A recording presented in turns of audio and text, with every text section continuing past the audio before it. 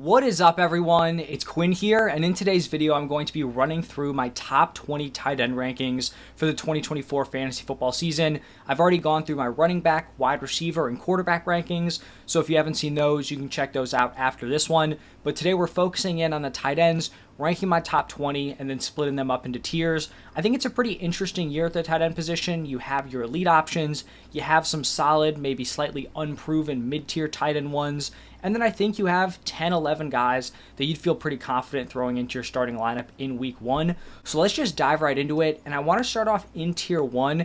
And I think my tier one is going to look a little more compact than other people. I have Kelsey, Laporta, Trey McBride, and Andrews in that order, all in tier one, but I think they're all very, very close together. On most platforms, you're going to see a pretty decent gap between the duo of Kelsey and Laporta to then Trey McBride and Mark Andrews. And I just think that gap should not be that extreme. So starting off here with my tight end one, Travis Kelsey. He definitely comes with some risk. He's 34 years old, could definitely fall off the age cliff at pretty much any point. But I'm just making the bet here that he has enough juice for one more big season. Even in a down year last year for his standards at 14.6 points per game, he was still the tight end one in points per game. I'm expecting a bounce back from this Chiefs offense. Kelsey didn't hit big time in the touchdown department last year. The Chiefs offense was league average compared to being like a top 5, top 6 unit every other year Mahomes has been the quarterback. So I think we definitely could see Kelsey like rebound to that 9 to 12 touchdown area, which we saw in 2020 through 2022. So I do like Kelsey as my tight end one. If you favor a guy like Laporta, who I have as my number 2, I'm not going to push back super hard. Like I said, he is my number 2 option. They're going to be back-to-back in my overall player rankings. Laporta's coming off a great rookie season, 14.1 PPR points per game. That's the second most points per game for a rookie tight end ever. I think it's kind of unclear at this point what Sam Laporta's ceiling is. He definitely hit big time in the touchdown department last year, getting into the end zone 10 times. I believe that led all tight ends in the touchdown department. But I think even if that number decreases, he could definitely increase his volume. It was just a great sign that he came in, broke out right away. You typically see tight ends, they need a year or two to kind of break out, settle into an offense. Sam Laporta did not need that. He should be like the number 2, number 3 weapon. I think him and Jahmyr Gibbs behind Amon-Ra St. Brown. So someone who I do like here as a high-end tight end one. And then someone who I'm definitely very high on also, Trey McBride, my tight end 3. And when we look at his overall point per game number from last year, it's nothing crazy. It probably doesn't stand out to you. If you just looked at that, you may not understand why I have him ranked so high or why he's being drafted so highly. And it really just comes down to the fact that he became the full-time starter in Week 8. And over the next 10 games of the season, once he was locked in as the starter, Zach Ertz went down, he was out of the picture. Trey McBride in the last 10 games averaged 15 PPR points per game. That would have been the tight end one if he did it over the full season. He was number 1 in target rate amongst tight ends. He was number 2 in yards per route run. So when he was actually out there on the field, he was very efficient and he was commanding a high level of volume at the tight end position. I don't think those numbers are going to be quite as high now that you have Marvin Harrison Jr. coming in, a more clear number 1 target. But I'm pretty high on this Cardinals offense. Kyler at quarterback, you have Marvin Harrison Jr. coming in. Trey McBride showed us he's starting to break out. I'm willing to, invest in him here as a tier 1 tight end. And then my final guy in tier 1 is going to be Mark Andrews. And I feel like out of these 4, he's the guy that's being slept on a little bit. Might not be the flashiest player, but still someone who I think does belong in this tier. He was the tight end 5 in points per game last year, but he actually would have been tied for the tight end 1 in points per game if we remove the game where he left with injury. I think he missed a large chunk towards the end of the year and then came back in the playoffs. But if we remove that game where he played a few snaps left with injury, he literally would have been tied as the tight end 1 in points per game. And I think people would be way higher on him heading into this season. He's a locked-in top 2 target, along with Zay Flowers. He's been a top 5 tight end in points per game since 2019, so a very consistent option. He's also flashed that 17 plus point per game ceiling. So I definitely think Andrews belongs here in tier 1. And I think he's, probably going to be one of my more drafted tight ends, him and McBride, because we do see them getting drafted a round plus later than Travis Kelsey, Sam Laporta. And I just don't think that should be the case. I think this is going to be a tightly contested race to be the tight end 1 overall. Now, shifting into tier 2, my tight end 5 is going to be Dalton Kincaid. And Kincaid is set up here for a prime opportunity to break out in year 2. He had a solid rookie season, tight end 14 in points per game. I think people, they weren't super excited about it. He kind of, was about where you drafted him at in terms of where he paid off. But I think people saw Sam Laporta absolutely dominate, and it made Kincaid's season, feel a little bit disappointing. But like I mentioned, tight ends, they typically take a little bit to break out. Kincaid heading into year 2, that's definitely where he could take this leap. This is a very unproven wide receiver room. Stephon Diggs is gone. Gabe Davis is gone. You have Curtis Samuel coming in. Khalil Shakir, kind of an unknown, hasn't done a ton through 2 seasons. And then they drafted Keon Coleman, who could be great, but, he's a rookie wide receiver, was an early round 2 pick. There's no guarantee he comes in and just lights it up. So there's a real path for Dalton Kincaid being Josh Allen's number 1 target, which on this Bills offense is a very, very valuable role, especially for someone who's playing the tight end position. We look at the preseason usage. He played on 8 of 9 snaps. He ran routes on 4 of 5 dropbacks. Fine usage. I'd expect him to have higher than an 80% route participation during the season, but obviously we're looking at a sample size of like 5 dropbacks. Playing 8 of 9 snaps is a good sign to see. Definitely seems like, they want to get him out there. They want him to be one of their top weapons. So I like Dalton Kincaid here as the tight end 5. Doesn't have the proven production as some of the players, going behind him or ahead of him, but I think that upside is definitely there, and I'm willing to shoot for that, as early as the early 5th round area for Dalton Kincaid. Now, my other tier 2 tight end is going to be Kyle Pitts, and I can already assume some of you are watching this video, you're rolling your eyes when I talk about Kyle Pitts, because it seems like every year people are hyping him up. This is going to be the year he breaks out. First, it was his rookie year, then it was year 2, then it was year 3, and it hasn't really translated fantasy-wise yet. But I do think this is going to be the year we see a Kyle Pitts breakout. He finally has good quarterback play with Kirk Cousins coming in. Arthur Smith is gone. This entire offense, has pretty much been shaken up, which is a great sign for Kyle Pitts. And I feel like, people are writing him off here. He is still only 23 years old. As a rookie, he went for 1,026 receiving yards. It wasn't a great fantasy season because the touchdowns weren't there, but over 1,000 receiving yards for a tight end as a rookie is great. That would have led all tight ends in receiving yards last year. Just to, give you some context there. And then looking at his age, even though he's heading into year 4, he is the same age as Sam Laporta. He's actually a year younger than Dalton Kincaid, so I'm very in on Kyle Pitts this year. I'd be willing to take him in the 5th round. I think this is finally the time we get to see that leap, and I think he might be, picked at a discount because so many people are just done with him based on, him kind of underwhelming in the past few seasons. So that's tier 2. Now shifting into tier 3, we are starting off here with George Kittle. And I will say that if Brandon Ayuk gets traded, I will be moving George Kittle up to tier 2. I do have to point out his point per game has fallen every single season since 2018, which is obviously not ideal. This is kind of a spot where it's like talent versus situation, where I think talent-wise, he's a tier 2, tier 1 tight end in a different situation, but it's just so tough competing for targets with Deebo Samuel, Brandon Ayuk, CMC. So we'll see how this Ayuk situation plays out. As the time I'm recording this, like nothing has happened. He has not been traded. He is not, re-upped with the 49ers. So kind of in this middle position here. If he does get traded, though, if Ayuk gets traded, I'd be bumping George Kittle up into tier 2, and I'd feel much more confident drafting him there. And then my other tier 3 tight end is Evan Ingram. And I've honestly been going back and forth on whether or not Ingram should be in this tier or maybe down in tier 4. I guess I'd say that like if Kittle ends up moving up into tier 2, then I'll probably just scrap this tier and, combine him with the guys I have going in tier 4. He's coming off a very solid season, was the tight end 4 in points per game. He led all tight ends with 143 targets, 114 receptions. He was 2nd in target share, 2nd in yak. He was 3rd in receiving yards. So, coming off a great season volume-wise, was commanding a ton of targets, turning that into receiving yards, making plays after the catch.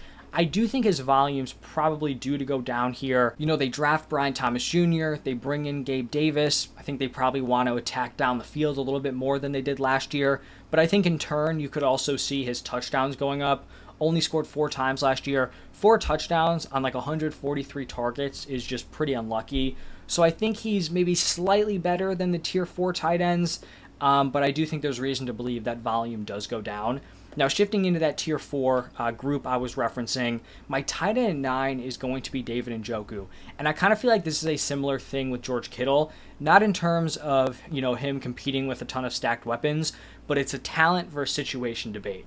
With good quarterback play, David Njoku could be in the running for tight end 1 overall. That might seem crazy because he hasn't even been close to that, but I do believe talent-wise, you throw David Njoku on the Chiefs, you throw him on the Lions, and they use him the same way they're using, their stud tight ends. I think David Njoku does have that legit upside at the tight end position. In his last 5 games of the 2023 season, he scored 16 plus PPR points. That includes their one playoff game. So when Flacco was in there, he was dominating. He was 3rd in target rate, 3rd in red zone targets. He was 1st in yak on the season. The downside here is Deshaun Watson. In the 5 games where Deshaun Watson played, David Njoku averaged 8.3 PPR points per game. So we went from a dude who was, his floor was pretty much 16 points when he settled in with Joe Flacco to going to Deshaun Watson, and he's not even hitting 10 plus points. Now, 5-game sample size for both of those isn't great. He'll probably, finish somewhere in the middle, but it's just a tough situation because, like I said, talent-wise, he should be ranked higher. I do think he's that good of a player. But Deshaun Watson, the quarterback play hasn't looked great. He's been inconsistent. We really haven't even seen flashes of the dude that we saw, before his suspension, sitting out the year. So I think tight end 9 is a fair spot. Some clear pros and cons there for David Njoku. Now my tight end 10 is going to be Jake Ferguson. And Ferguson is in a great situation here heading into 2024. He was number 2 in targets on the Cowboys last year. This was the highest scoring offense. So when we're going after some of these later tight ends, back in tight end 1s, the kind of flyers at the tight end position, we want to be targeting guys who have the upside to be number 2 on their team in targets. You don't want a tight end that's buried 3rd, 4th, 5th in targets because it's going to be really tough for them to pay off. Jake Ferguson, number 2 in targets last year. Reason to believe that carries over here into 2024. They really didn't add much competition at the tight end position or the wide receiver position. He also led all tight ends in red zone targets in 2023. So I think Ferguson's a guy who has the opportunity to put together a big touchdown season. I don't think he quite has the same talent as some of the other tight ends going around him. David Njoku, Brock Bowers, who I'm going to talk about in a little bit here, but his situation is fantastic, and that could definitely carry him, especially when it comes to his touchdown upside. And then my final tier 4 tight end just said his name. It is going to be Brock Bowers. And I think his preseason usage was pretty interesting. I think it was pretty encouraging when we're looking at his role heading into the season. He played 11 snaps, and the Raiders moved him all over the place. Obviously, the big concern for Brock Bowers is that this was a bad landing spot. Where's the upside going to be? You have Devontae Adams there. How's he going to break out early on? But I think it was encouraging, like I said. So on 11 snaps, they played him out wide. They played him as an inline tight end. They played him in the slot. And then they also played him in the backfield. So in just 11 snaps, he was all over the place within the offense. I think that's very encouraging to see when we're talking about Brock Bowers' future outlook within this offense. The downside, though, is that he only ran routes on 5 of the 10 dropbacks. So I'd say I'm cautiously optimistic when it comes to Brock Bowers. We know he's insanely talented. The situation's not great. This is likely going to be a rough offense. And I don't think he's going to be a 50% route participation guy. But you're really hoping he's 80 plus on this offense. And if he's not, it's tough to kind of see him having much upside. But I'm fine taking a flyer here. Obviously a super talented player. Back-end tight end 1. He's one of the top 11 tight ends that I'd feel fine, going into my season as my tight end 1. So that's tier 4. Now shifting into tier 5, we have Dallas Goedert. And I just feel like he's a fine option if you punt the position. Pretty lukewarm on him. Don't hate him. Don't love him. He just comes with pretty much zero upside. He's finished between the tight end 12 and the tight end 5 in points per game from 2019 to 2023. So you may be looking at that thinking, all right, well, you're drafting him at number 12. That's been his floor over the past, 5 seasons. And, that is true. But he's also just never hit a 12 PPR point per game season. I'd like to take a flyer on someone who has a little bit of upside. I don't know if that's honestly the best year for it here in 2024. I think the tight end position is kind of gross, getting outside the top 11 guys, but Goddard's fine. If you miss on one of the top 11, he could slide in there in week 1. And then my other tier 5 tight end is going to be Pat Freiermuth. And like I talked about, when I'm targeting these later round tight ends, I am looking for players who can be number 2 targets on their offenses. If Ayuk is not traded to the Steelers, which would pretty much tank Freiermuth's value, but if Ayuk does not get traded to the Steelers, Freiermuth should be the favorite to be the number 2 pass catcher. You have George Pickens and then you have just kind of a mess at wide receiver. Like maybe it's Roman Wilson, maybe it's, I think they've got like Van Jefferson over there. There's not a ton going on behind George Pickens. And I know Freiermuth is coming off a pretty awful 2023, but he was solid in 2021, solid in 2022. I don't think he's a crazy upside guy, not a freak athlete at the tight end position, but I think he'll be very serviceable and could easily end up finishing as like a back end tight end 1. Now, pivoting into tier 6, we have TJ Hawkinson, my tight end 14. He's honestly just a tough guy to rank. He tore his ACL in week 16 of last year. Before tearing the ACL, he was great for fantasy. Tight end 2 in points per game. It seems like he's a lock to at least miss a few games, but the difference between missing 3-4 games and missing 7-8 is pretty significant if you're having to just like stash him on your bench, stash him in the IR spot. And you also have to consider the fact that he's not going to be the same dude we saw last year. Plus, there are now quarterback concerns. JJ McCarthy out for the year. Sam Darnold's going to be the guy, but obviously a clear downgrade from Kirk Cousins. And then we did get recent news. Like I said, I'm recording this Wednesday, August 14th. So Jordan Addison was hurt. He was carted off. I think originally people thought it was super serious. What I saw before I, started recording this was that it's not super severe. So if Addison's healthy and playing when Hawkinson is back, he's probably the number 3 target on a team with question marks offensively. So I'm not super high on Hawkinson. I really don't take him in many spots. He's probably going to get drafted, before I'd even be willing to consider, hitting draft on him. So TJ Hawkinson, tight end 14 in tier 6. My tight end 15, and probably one of my favorite, late round tight end options, is going to be Taysom Hill. There are very few late round tight ends that I actually like this year, and guys that I think have much upside. So I'm completely fine on throwing a dart on Taysom Hill, who we know is going to have very unique usage. His usage is not going to look like any other tight end, in this video. Not even close, right? He's going to catch passes. He is going to run the ball. He's going to have a few pass attempts. He's going to be scoring from all over the place. And we saw in the first preseason game, he played the first 6 snaps with the starters, and then they just took him out, right? They saw what they needed to see. He was done. Within those 6 snaps, he played in line as a tight end. He played out wide. He played in the slot, and he played in the backfield. So he's going to catch passes. He's going to get way more carries than, your standard tight end. And I also think he's going to be very involved in the red zone. This is a Saints team with question marks at the running back position. The Saints don't want to use Alvin Kamara near the goal line. Kendre Miller can't stay healthy, seems to kind of be in the doghouse. And then Jamal Williams has been a touchdown threat, but it seems like he just hasn't been making a ton of noise. Really was a non-factor last year. So I think Taysom Hill could definitely be a big factor within the red zone. Not saying they're going to score a ton of points, but he does have some decent touchdown upside if he can get it both as a pass catcher, and like a running back, guy kind of going in there, maybe playing quarterback, goal line sneaks, stuff like that. So I'm fine, throwing a dart on Taysom Hill here. Behind Taysom Hill, I have Luke Musgrave, and it seems like the usage for pretty much all the Packers' weapons are up in the air. We know the wide receiver room is likely going to be a committee with Christian Watson, Jaden Reed, Wicks, Romeo Doubs, and it might turn into the same thing at tight end with Luke Musgrave and Tucker Kraft. But I'm fine taking a swing on like Musgrave potentially being the clear tight end 1 on a good offense with an ambiguous wide receiver room. He's heading into year 2. When he was healthy last year, he was their clear tight end 1. I believe Tucker Kraft is dealing with some sort of like torn pec injury, so he did not play in the first preseason game. Luke Musgrave's a great athlete. He was a round 2 pick. He has the draft capital. I think there's a decent amount to like here. He's a solid overall profile, and I'm fine, throwing a dart on him as like a late round tight end play. My tight end 17 is going to be Dalton Schultz, and I know this is going to be much lower than consensus.